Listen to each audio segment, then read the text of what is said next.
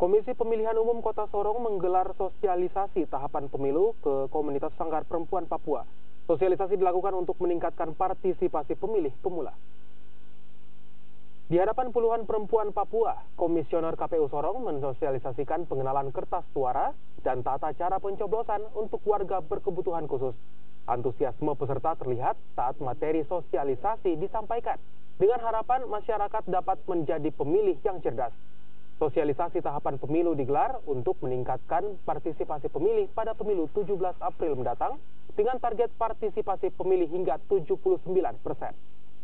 Dalam rangka meningkatkan partisipasi masyarakat dalam proses pemilihan umum tanggal 17 April.